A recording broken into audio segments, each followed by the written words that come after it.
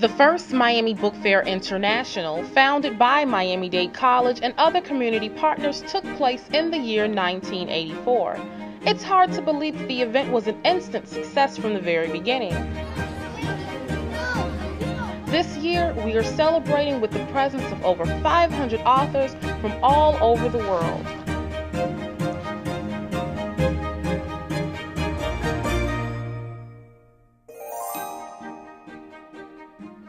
Hello and welcome. I'm James Pierre. Since 1984, book lovers have gathered in Miami for the nation's finest literary festival, the Miami Book Fair. Authors from the U.S. and around the world are ready to present their work at this year's fair beginning on Sunday, November 12th until Sunday, November 19th. As every year, the highlight of the event is the street fair, a showcase of books and events for the entire family. Some of the literary presentations at the book fair are cooking books. We recently visited award-winning author and radio personality Linda Gassenheimer. With more than 25 cooking books already written, she's presenting another fabulous and delicious recipe book that will inspire many to eat healthy. Let's take a look. Hi, I'm Linda Gassenheimer, and my book is the 12-week diabetes cookbook. What is the purpose of the book? The purpose of the book is to help you get a family meal on the table. This is family-friendly food that happens to be diabetes-friendly as well. And this is 12 easy, simple weeks. You shop one day a week, and you have the food for the whole week. So I give you shopping lists, I give you the recipes. You may want to have, let's say, you make a garlic, how does this sound? I'm getting hungry now when I think about it. you make a garlic steak maybe on a Sunday, and you make enough extra steak so that in the middle of the week when you're in a hurry, then what you can do is make a beef stir fry with some sesame noodles. How does that sound? And so it's really simple and easy. That's the purpose of the book, because what I like people to know is I don't want to talk about what you can't eat. Let's talk about what you can eat. And we can eat almost all foods from all food groups. As you may know, or maybe you don't know, 1/3 of our nation is either pre-diabetic or diabetic. That's an enormous enormous amount of people. And we need to know how to eat better, how to eat in a healthy manner. I wrote the original recipes for the South Beach diet, and because of that, the Diabetes Association asked me to write for them. So this is my 7th book for the ADA. They've also asked me to be on their Nutrition Advisory Committee. So again, I want to emphasize, I just want you to have great food that happens to be good for you too. You know, you'll find in this book a whole variety of recipes, from ethnic foods to comfort foods, all of these wonderful foods that you can have. What I do is I look at menus, I look at the kinds of foods people like to eat, and then I create the recipe for you. So, do you like Indian food? Well, how about chicken tikka masala? Maybe you just want to have a tuna melt as a comfort food. Or you know what I love? Instead of making a whole lasagna that can take a long time and all, I have a lasagna soup that I think your whole family was just going to love to have. It's so easy and simple. If you look here at this recipe right here, we have meatballs and spaghetti.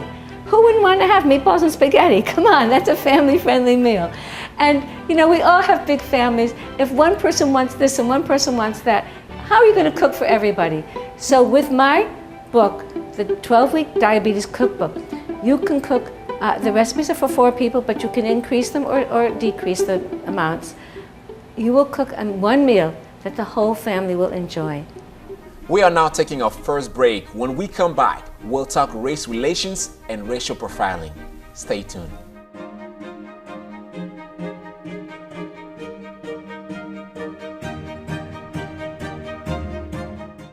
Welcome to the Miami Book Fair.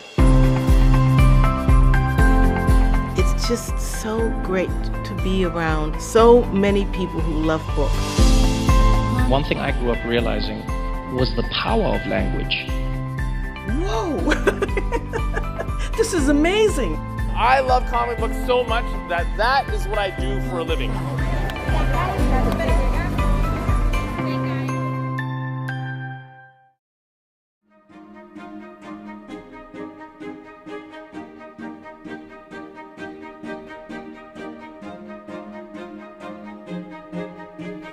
Welcome back. In the last few years, we've heard the phrase racial profiling. This term has scared many minority communities in our country. To explain more on this subject, I am joining right now by Dr. Donald Johns, professor of law at the University of Miami and author of the book titled Dangerous Spaces Beyond the Racial Profile. Welcome, sir. Thank you so much for being here. Honored to be here. It's truly an honor, knowing that you're from Delaware, Maryland, and Baltimore, now in South Florida. So we are truly honored to have you here. Yes, sir. So let's go with your book. What inspired you to say, you know what, this is the moment, I need to write a book? Well, I think that I wrote the book because I'm deeply concerned about justice. I teach law, but at the heart and the passion that I have is to speak about justice or injustice. And the problem that we have is that we have the greatest country in the world, but because of our history, there is still a legacy of racism, and that profiling is the legacy of slavery, the legacy of segregation, crystallized in the form of practices in which blacks have a whole different set of chances and outcomes from their white counterparts. And we have to address this. We now, and I would say it's as if we have two criminal justice systems, but it's not based on black and white. There's one that takes place in inner cities and another that takes place outside of them. And we have to address this dichotomy, this duality. So when we say racial profiling, everybody goes start thinking about black, white. Yeah. You think that it's not a black and white issue, it's deeper than that? It's deeper than that. I mean, we've had a black president, we have black CEOs. Never has there been more opportunity. But you see, at the same time, race, as we understand, is no longer just what your color is. Race is, where do you live? What do you wear a hoodie? Do you have tattoos? It's become a spectrum. It's race, it's class, it's place, and it's culture. All of those things go into our concept of racial otherness. Let's go deeper into that, because I love the topic as much. So you're telling me you could have a black, dark skin. Yes. Depends on where you live. Yes. You are not considered as a black person. Well, you may be considered black in some superficial sense, but you are not stigmatized in any fatal way by that. Idris Elba, I think, is probably one of the most popular people in Hollywood. I think many would consider him dark-skinned. Wesley Snipes is probably still popular. But you see, it's not the color that defines you necessarily. You can overcome that. What is stigmatized is, are you poor? Can you speak English? Do you have a hoodie on? We associate that with criminality. So you see, what we've done is we've created these stereotypes in our minds of what a criminal is. Now, a criminal is someone who looks like Trayvon Martin. A criminal is someone who looks like Michael Brown. A criminal is someone who's big, who's black, who wears a hoodie. And this composite figure frightens us. You don't say any white figure when you're trying to describe criminals here. Right. So why? Right. We have racialized criminality. We've racialized drugs. We've racialized immigration. And so it's not just blacks, you see. So for example, at the functional equivalent of the border, if you were Mexican, people would probably ask you, you could have had a degree from Harvard, are you here legally? I had a professor who was a friend of mine, and he says that when he goes to certain places, they don't ask him what degree he has. They ask him, are you here legally? And he's stereotyped. And these stereotypes, these attitudes, often crystallize in the criminal justice system, and you are the person that gets stopped. You are the person that gets arrested for no reason. And what I do in the book is I tell the story of how these stereotypes have taken on a life of their own. Now, and again, if you look at the way the drug war has been fought, the way the war on crime has been fought, you have black policemen, black judges who are, they're running it, and yet they're targeting people. And so it's not just race, it's this image of a criminal that we have. So it's bigger, it's just a system, it's a process. Let's go to urban areas. Yes. And we know that racial profiling exists as well in urban areas. Yes. Between black and black. Yes. How would you explain that to all? Well, you have to explain it historically. You see, after the civil rights movement, there was fear. And the fear was that blacks would now move beside the whites and so forth. And so people were afraid of this to them that was disorder. At the same time this was happening, there were riots because blacks had still in the inner city hadn't gotten the justice they thought would happen. And so there were a group of people who were politicians who said, well, I'll tell you what's happening. What's happening is that you need law and order. And they said that there's crime in the city, and that's your problem. Now, the real reason that you had the crime was because people didn't have jobs, people needed education, schools were disaster factories, but instead of fixing the jobs and providing better schools, they simply said, we're going to fight the crime. And that law and order movement, that law and order feeling became the drug war. It became the war on crime.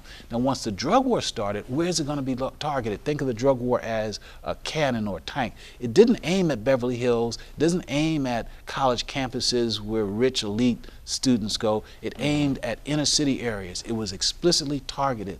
Now, who lives in inner city?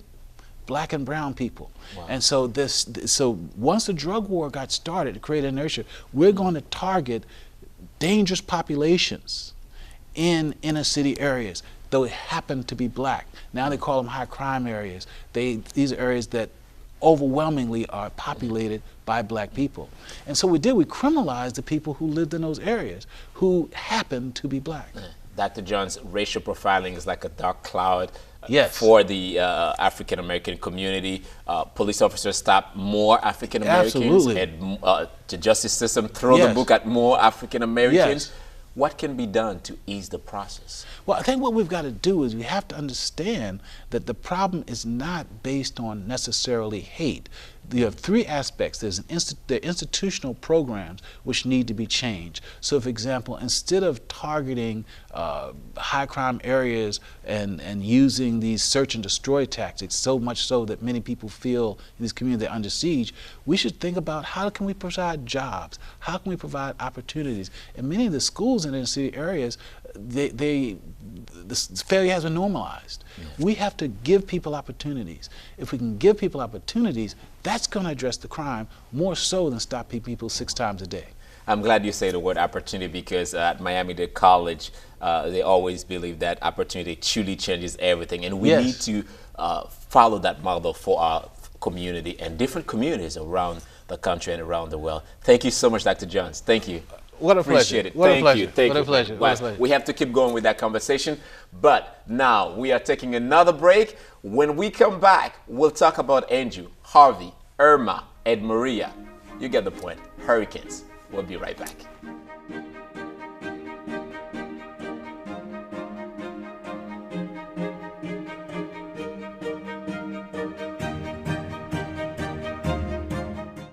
Welcome to the Miami Book Fair.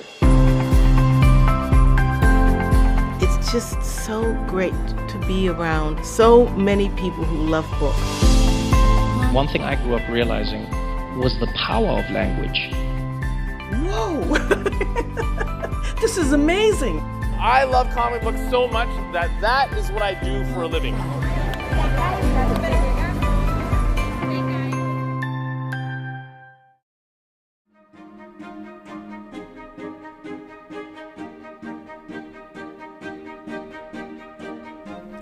Welcome back. South Florida just experienced the wrath of Hurricane Irma.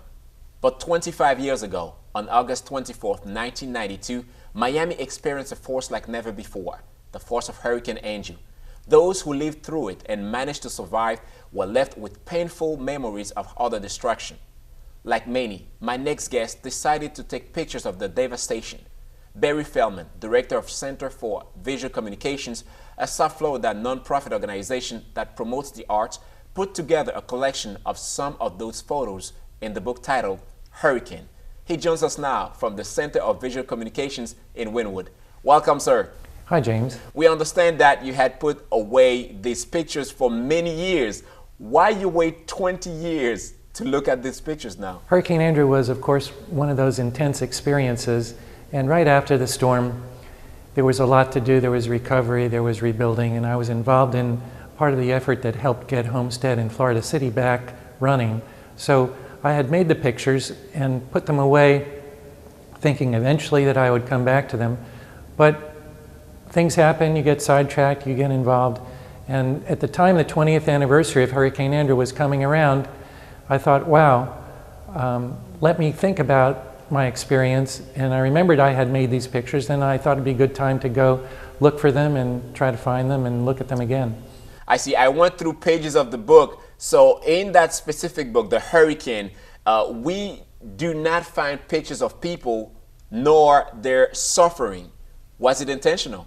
Well, there are two reasons why there are no pictures of people. First of all, at the place where I photographed, which was the Kendall-Tamiami Airport, there were no people there. By the time I got there, I was able to reach the airport. This was within a few days after the storm had hit. The other reason was that I really was not comfortable making photographs that were that close to home. Although we were lucky and we didn't have major damage to the house, we were only about 1.5 miles away from the airport, and it didn't seem right to me to be focusing on the destruction of the homes and the community, and I just didn't feel comfortable photographing those things. So when I came upon the airport, I thought, wow, this is an unbelievable scene, and it occurred to me after I had been there the first time that it might be worth coming back with my camera. Sure. As we look at the pictures of destruction on your book, what message you are trying to convey to the readers? Well, the first message, I think, is when you're confronted with a situation that you have no real tangible experience with, that you have to stop for a second, or at least it's useful to stop for a second and try to think and take it all in and develop a way for understanding where you are and for understanding perhaps what you've been through. So for me, here the lesson was to take a breath, to take it all in, and then it took me overnight, but after mulling it over and having the images in my head, I went back the next day with the camera thinking, okay, I can approach this unreal world that I'm in here as if they were designs imposed by nature and as if nature had created artwork out of these airplanes.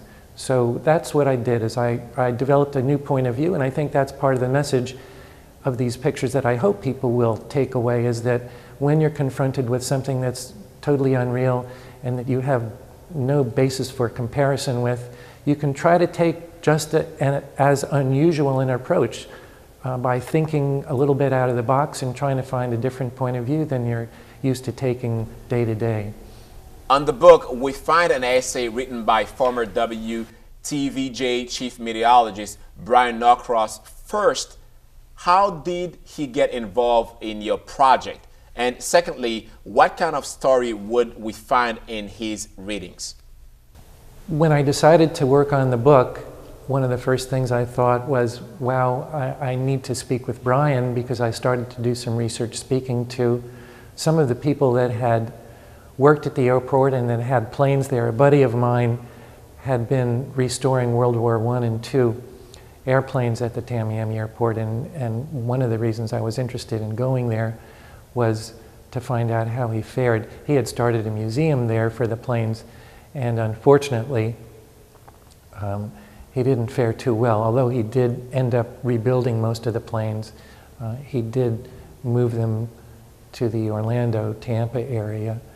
But during the research and speaking with him and a few other of the people that were managers at the airport and that worked at the airport, I thought that I would want to speak with Brian about the specific tornadic activity that caused some of the severe damage at the airport area and Country Walk.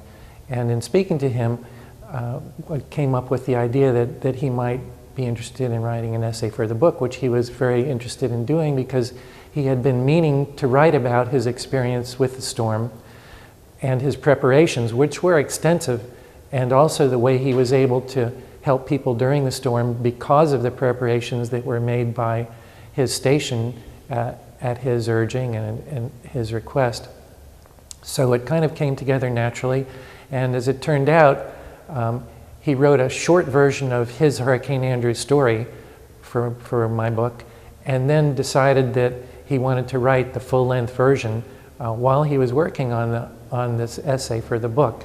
So his full-length version of the story was actually published just a couple of months ago, and it really gives an in-depth view of the things that he kind of summarized in what he calls the short version of the Hurricane Andrew story, which is the essay in the book. Brian Norcross talks about the lessons learned after Hurricane Andrew. Do you think we've learned anything from this catastrophe? Well, yes, we learned quite a lot. And one of the very important lessons we learned was that we needed to bolster our building codes. And this was a big factor and has been a big factor in saving lives during subsequent hurricanes. And this has really been one of the things that helped South Dade, and especially South Dade because that was where the codes were beefed up. So that was one of the things we learned, is that we needed to have stronger building codes, and we did implement them, and they have saved lives. A couple of the other things that were important is that just because you don't hear from part of the places that were impacted by the storm, that's not necessarily good news, because in Hurricane Andrew, communications fell apart completely. We also experienced that in other storms. And in Hurricane Andrew, because of the lack of hearing about the dire need, the officials incorrectly believed that people were okay down south. There was nothing further from the truth. So part of the lessons we've learned is that the communications infrastructure needs to be beefed up. That has not been implemented, and that's one of the things that sorely needs to be done, as anyone can attest to during these last weeks, trying to call people through the cell phones. The cell phone system is really not robust enough to handle emergencies, and that's one thing that needs to be addressed. Mr. Fellman, thank you so much for sharing your story with us. We'll see you at the book fair. Thanks, James, for having me here, and I'm really glad to be part of the book fair this year and look forward to the great events that you have planned. And remember that this year's book fair begins on Sunday, November 12th, and ending with the street fair the weekend of Friday, November 17, Saturday 18, and Sunday 19. For more information about the Miami Book Fair, you can log on to miamibookfair.com. Hope to see you there. That's all we have for now. I'm James Pierre. We'll see you next time.